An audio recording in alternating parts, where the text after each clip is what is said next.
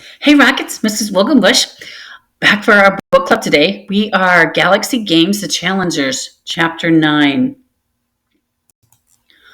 Tokyo, Japan. 29 hours before the most important event in human history, Takai turned over in bed and looked at the digital clock.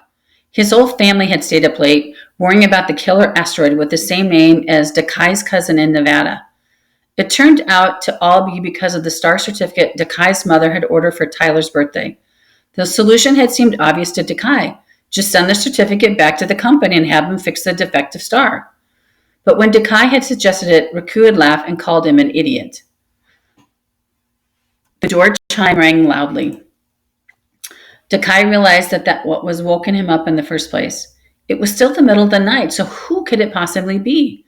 Takai put a pillow over his head, but the chiming song repeated over and over, along with the sound of his parents rushing to clean up and put stacks of dishes back into the cabinet.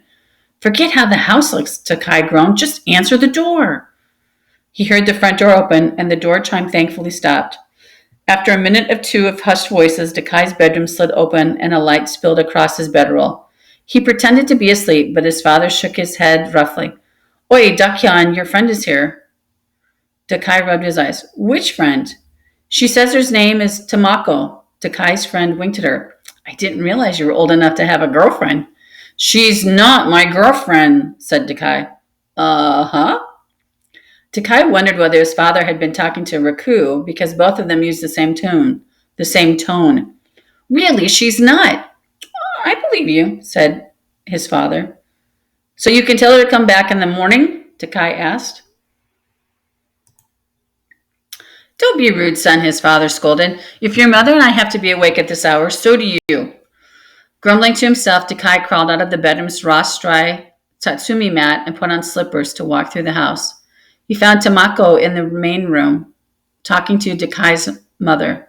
The girl seemed calm, but her eyes were red and puffy, with dry tears tracks running down her cheeks. I'll make some tea, said Takai's mother, excusing herself. Agurito, Miss Shindo, said Tamako with a bow. It's late, Takai told Tamako once they were alone. What happened? Did your great-grandmother kick you out of the house for having too much fun?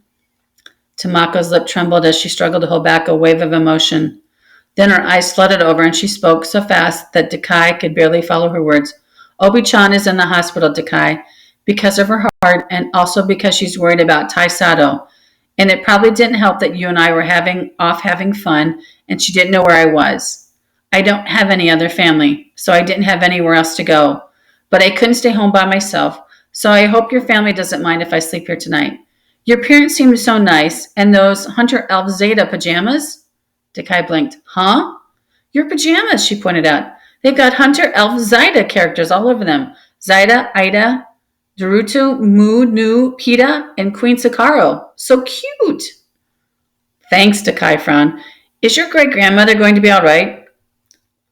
Are any of us going to be all right? Tamako buried her crying face in Takai's shoulder.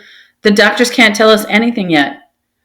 I'm so sorry. Takai put his arm around Tamako to give her a reassuring hug. He heard noise from the kitchen and looked up to see his father's face peek through the doorframe. Takai quickly pushed away Tamako before it looked like he was hugging her in a boyfriend-girlfriend kind of way. Judging by his father's thumbs-up gesture, he hadn't moved fast enough. I'm glad to have a friend to count on, Tamako told him. Thanks, said Takai. I only have one favor I need to ask. Yes. Please, please, please don't tell anyone at school about my Hunter Elf Zeta pajamas. Middle Solar System. 270 million miles from Earth, the technician of the silver spaceship stepped onto the recreation lounge. The captain was there eating a portion of grude and humming a familiar tune. Is that meet me on the shining rock and let me be your shkushums? The technician asked. The captain shook her face tentacles in negation. It's a song from the third innermost planet, and I can't get it out of my head. The technician dialed a portion of the blurry from the food sniff and joined the captain at her table. There's something that's been bothering me about this system. Yes, the captain asked. They haven't responded to any of our quantum hails, and they don't use quantum bands for local communication. It's like they haven't even discovered quantum technology, except that you received an invitation from the system. He fixed all three eyes on her face. You did receive an invitation from the system, Mafroza. An invitation sent by quantum signal? The captain gulped down a mouthful of GERD. Of course, yes, of course I did. I wouldn't make up something like that. All right, the technician bobbed his head. That's good enough for me. He ate his meal quietly while Mafroza hummed another chorus. It's the end of the world as we know it, and I feel fine.